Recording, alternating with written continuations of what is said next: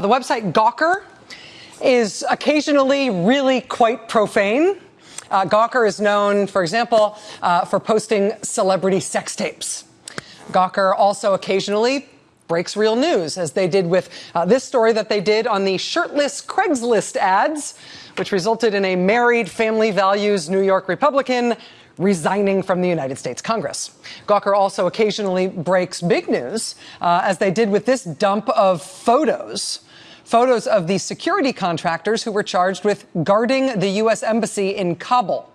They were guarding the embassy in Kabul until this story came out, and these photos were posted on Gawker, at which point they weren't in charge of guarding that embassy anymore. So the website Gawker is often profane. It is occasionally great. And it is, frankly, the kind of online news outlet that it can occasionally stop you in your tracks. Today, Gawker stopped me in my tracks when they ran a short feature story, a short, mostly pictures, but a feature story on a statue, a really, really, really big statue in Nashville, Tennessee. Now, I have been to Nashville. I've been to Nashville more than a few times. I can never remember seeing this statue, though. Or maybe if I did, my brain went into save yourself mode and erased it from my memory. This is a terrifying thing. It's 25 feet tall. It's a bunch of different colors. Look at the eyes. Terrifying blue marble eyes. And look at the teeth. This thing has a mouth like a circular saw. Look at those chompers. I mean, terrifying, right? It looks a little bit like, I know what you're thinking, it looks a little bit like Scary Lucy, that bronze statue that was supposed to be Lucille Ball in her hometown. And then the locals asked the nice artist who made it to please take it down because it was scaring the children. It looks a little bit like Scary Lucy, but I think this Nashville one is even more viscerally terrifying. And that's in part because it is 25 feet tall, and it apparently looms over Interstate 65 with those terrifying blue marble eyes and those chomper teeth. But it's also scary because of what it is, what it depicts, what it stands for. James Earl Ray is the man who shot and killed Dr. Martin Luther King Jr. in April 1968. He was King's assassin. James Earl Ray fled the scene after the killing. He actually got over the border into Canada. Once he was in Canada, he got himself a fake passport somehow. He eventually fled to the United Kingdom. But a couple months after he shot King, they finally picked him up at the airport in London, England. They caught him out for the fake passport, and he was extradited from the UK back to the United States to face trial for killing Martin Luther King. And in 1969, a little bit less than a year after the killing, James Earl Ray was convicted. Now, ultimately, he pled guilty to that crime, but for a long while, actually, he and his attorney was a guy named Jack Kershaw. He and his attorney put forward this theory that James Earl Ray didn't actually kill Martin Luther King. They put forward this theory that said that James Earl Ray was actually just the fall guy for the crime. And actually, the guy who killed Martin Luther King was a man named Raoul. Even years after James Earl Ray went to prison, even after James Earl Ray once escaped from prison for a few days before he was recaptured, Jack Kershaw, James Earl Ray's attorney, kept going on and on and on about this Raoul theory. James Earl Ray is in solitary at Brushy Mountain Prison in Tennessee. The last of the 5 men who broke out with him last Friday night was caught this morning. And today's Ray's lawyer was on hand. So was Eric Burns to report on what the lawyer had to say about his client. Really, the rattlesnakes are vastly... This is Jack Kershaw. He's James Earl Ray's attorney, and he talked to Ray this morning. He told reporters that Ray is okay physically, exhausted mentally, and sorry he tried to escape. And he said there was no conspiracy to help Ray escape. I think we can discount the outside help business now. If there'd been any outside help, there'd have been some sort of helicopter or something waiting in the backyard. Did he plan the escape? No. Who did? Don't know. Ray refused to talk to these investigators for the House Assassinations Committee today, but he will talk to them later, Kershaw says. Kershaw also says that he has a picture of the man named Raoul. According to Ray, Raoul was the brains behind the plot to kill Martin Luther King. Kershaw says that he will show this picture sometime in the next 2 months after he has asked the court for a new trial for his client. So that was the defense attorney's defense. That was the attorney's defense for the man who killed Martin Luther King. He said, it wasn't my client, James Earl Ray, even though he went to prison for this. He didn't actually do it. It was really some guy named Raoul. And there really wasn't much more to it than that. He just asserted there was a Raoul in the picture. And that brilliant "it was Raoul" defense did not fly. And James Earl Ray never got out again, either legally or by escaping. And he died in prison in 1998. But the attorney, the guy who represented James Earl Ray and came up with the Raoul defense, Jack Kershaw, lived out his days as an ardent, proselytizing segregationist.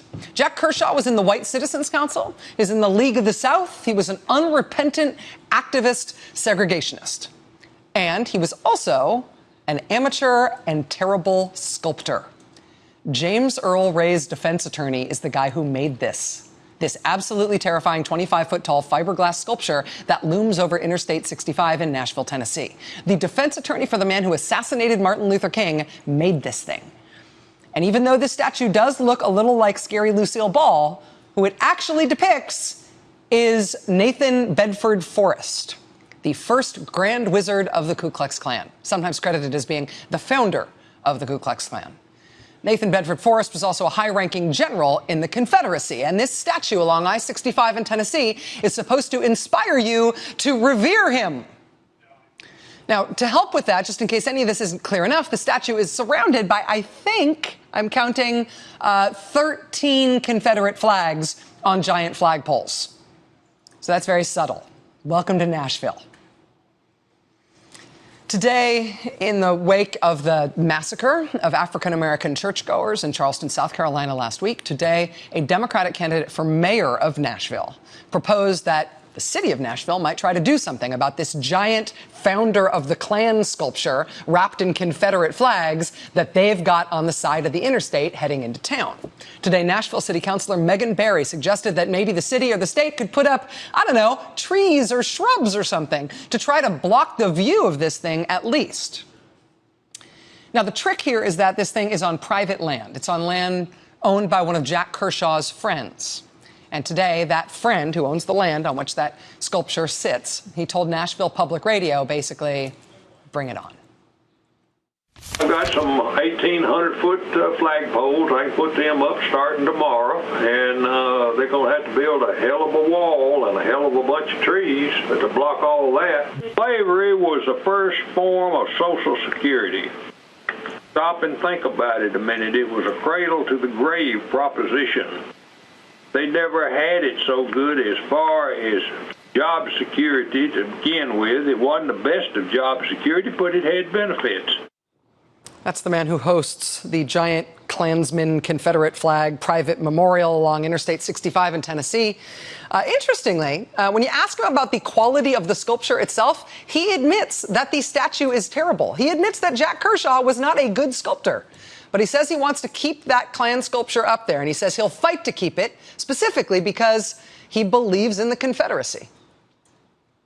As an artist, mediocre.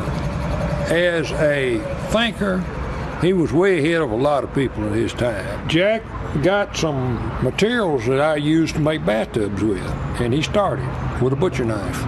That's the end results that you see out there right now. To a lot of people, this monument is a symbol of racism. Any monument is a symbol of racism if you are going to make it a symbol of racism. Now, I've been accused of being racist. Now, if I was racist, why have I got so many blacks working for me? Still consider this the sixth largest nation in the world, Confederate State of America. Confederate States of America. So, congratulations, Tennessee. You now have this to deal with. I mean, all Klan statues and Confederate flag displays are to some degree terrifying. It's kind of the idea of them. This one is slightly more terrifying than usual because of the quality of the sculpture. Oh my God! Gawker's headline on this today was perfect. Alarming statue of a racist and horse perfectly honors the Confederacy. Perfect. Well, Tennessee now has that alarming statue to contend with anew in the wake of Charleston, but that one's on private land, so they're up against the guy who still believes he's living in the Confederacy and knows what he's up against and wants to fight for it. But here's the one that's on public land. This one's also in Tennessee. This is the bust of the same Nathan Bedford Forrest, which stands not on some private land somewhere, but on the grounds of the Tennessee state capitol. This Nathan Bedford Forrest statue is 4 feet tall. It's been there in the Capitol since the 1970s. Tennessee's Republican Governor Bill Haslam said today that he now wants this Nathan Bedford Forrest bust taken out of the Tennessee state capitol. Now, it's interesting. There was a law passed in Tennessee in 2013 that makes it almost impossible to remove Confederate monuments in Tennessee when people object to them. Because of that new law passed by Tennessee Republicans in 2013, it's going to be really hard to remove that founder of the Klan bust from the Tennessee state capitol. But the Republican governor of the state now says he will support any effort to do that. Governor Bill Haslam also now says that he wants the state of Tennessee to stop issuing Confederate flag license plates. That actually shouldn't be hard at all.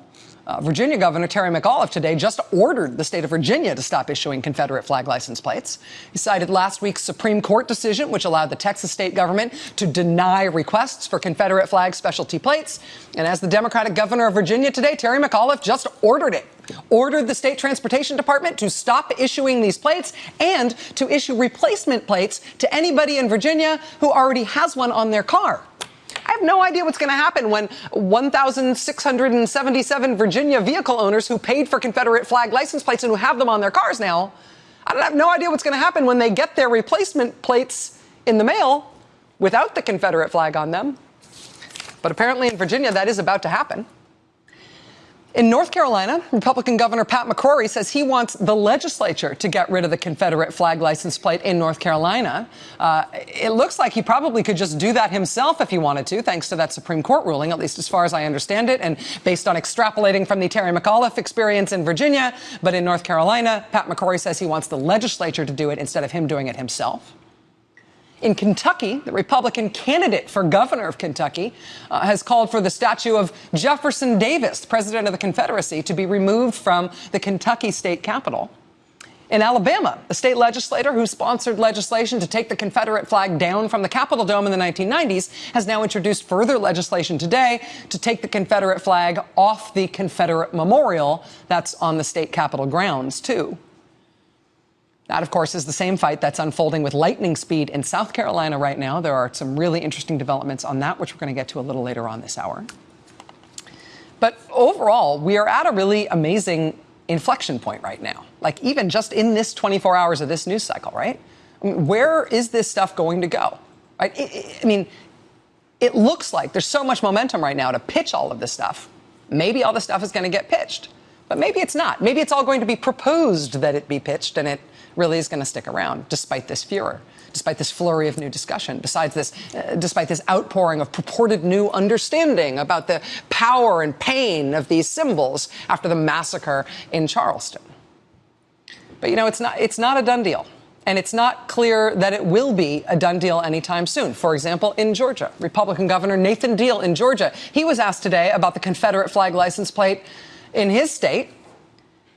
Unlike all the other governors in the deep South states today that said that maybe there's some way that these things can be taken care of, maybe these things should be gotten rid of. Today, Nathan Deal in Georgia says he, quote, doesn't have a problem with it. And Georgia's got an interesting history around these things in terms of state symbols. Before 1956, this had been the flag of the state of Georgia. But in 1956, after Brown v. Board, right, in the throes of the civil rights movement, Georgia in 1956 changed its flag from that one to this one. Subtle, right? It's not like that had been their flag since the Civil War. They put the Confederate flag on the Georgia state flag in 1956, in the 1950s, specifically to stand for segregation, to stand against civil rights for black people. 1956, they did that. Now, Georgia eventually had to change that. It took forever. It took decades. It took a couple of false starts. It took a bunch of politicians losing their jobs, but Georgia eventually got themselves a normal flag again in 2003. They dropped the Confederate flag one in 2003. But when it comes to dropping the Confederate flag license plate, Republican Governor Nathan Deal today says he isn't ready for that. Doesn't see the need. Like to keep the Confederate flag license plate in Georgia, he's okay with it. So we're experiencing this rush now, right? This kind of rush to make up for lost time, this rush to at least propose getting rid of the symbols of white supremacy that we have let linger in our country for a long time now. In the past 24 hours, this has taken a very fast corporate turn as well. Walmart, Sears, Kmart, eBay, Amazon, Etsy, all saying they would stop selling Confederate flag stuff. But, as that happened, people also started buying the Confederate flag like it was going out of style, because maybe it is. Sales soaring, thousands of % on Confederate flag merchandise before these retailers stop selling them. Get them while they're hot. And governors like Georgia's Nathan Deal said, no, actually, we'll keep our Confederate flags on our license plates. And in the state, the one state that still has the Confederate emblem on its official state flag, in that state, the leading conservative political figures in the state started feeling a little shy today about changing anything, started to say, maybe they're going to keep their Confederate symbols even on the state flag.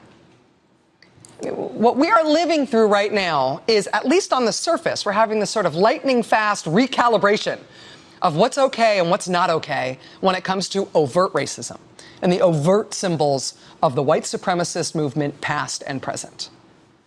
What we're dealing with right now is a sort of recalibration, a new reckoning of what's okay and what's not okay on private land and on public land and as government speech and in American politics and in conservative politics specifically. We are experiencing a moment of really fast movement right now, but that does not mean we are experiencing a new consensus. What has just started here is a fight, and it is unpredictable as to how it's going to turn out, but the fight is on.